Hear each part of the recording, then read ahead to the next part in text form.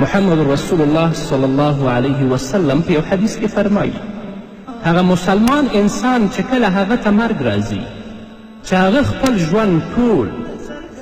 د الله رب العزت د اوامرو مطابق د الله د احکامو موافق او د محمد رسول الله د لارښوونو موافق تیر کړی وي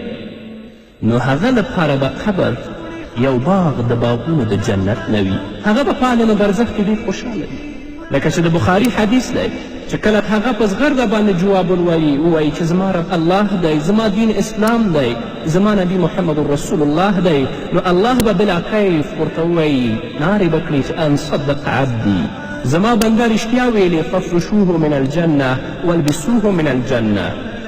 دې ته د جنتیانو جامې ور واغوندئ او د دې قبر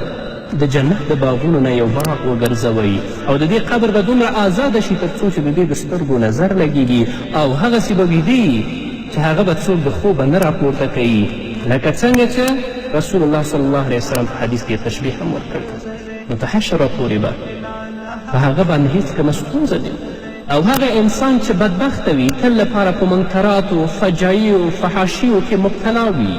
د الله د اوامرو د الله د احکامو نه سرغړونه کوي باغي وي یا منافق او کافر وي چې کله هغه وفات کیږي. رسول الله صلی الله علیه وسلم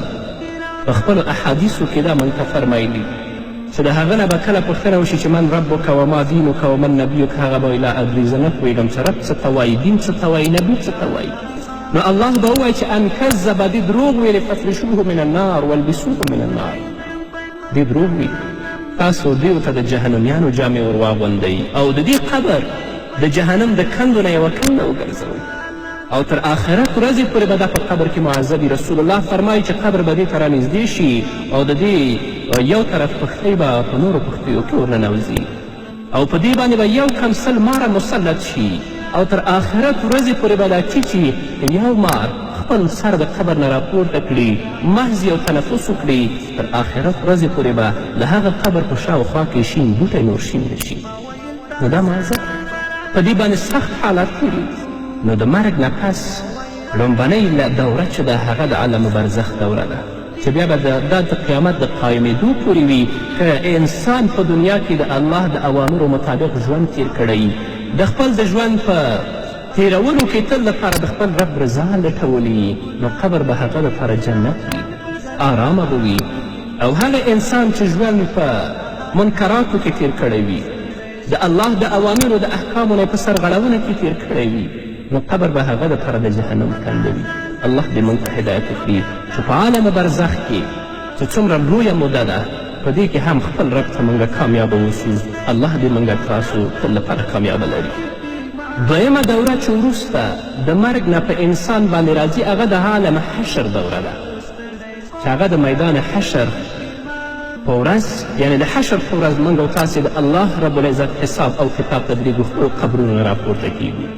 د آخرت په ورځ چې الله رب العزت چې کله ټول مړي بیا ژوندي کړي، ټول کائنات ژوندي کړي، نو هغه کسان چې مړه شوي په هغو باندې دا دویم دور ده چې شروع کیږي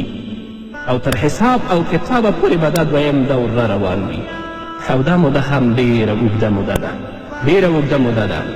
چې د الله کلام په خپله موږ ته دا بیان کړې ده چې هغه فرمایي فی یوم کان مقداره 50,000 سنه. د عالم حشر یوه ورځ به 50,000 کاله وي او دا معلومات هم نشته دی چې څومره ورځې به په انسان باندې تیریږي. او هغه کسانو چې خپل ژوند د الله رب العزت د احکامو اوامرو موافق تیر کړی په دنیا کې، هغو دپاره هېڅ د یېرې خبره نه ده. هغو دپاره دا ژوند ډېر مختصر ژوند دی. د دې آیت په تفسیر کې په یو حدیث کې محمد رسول الله فرمایلي چې مؤمن دپاره به دا ورځ دومره مختصره او لنډه وي لکه څومره چې د ماسپښین او د مازدیګر په مانځه کې وخت کې څومره وخت دی. نو اوس موږ او تاسې په دنیا کې 80 کاله یا 80 کاله یا 100 کاله یا 120 کاله ژوند کوو. اوس د دې مقابله تاسې د عالم حشر د اوږدوالي په مقابل کې تاسې اندازه کړئ چې هغه څومره وخت دی او دا څومره وخت دی. خو په مؤمن باندې به هېڅکله سخته نه وي. اولته به د رب العزت حساب هم شروع وي، د الله رب العزت کتاب به هم شروع وي. هلته به رب العزت ذره ذره حساب کوي، څوک به د الله د حساب نه سر ایستلی نه شي.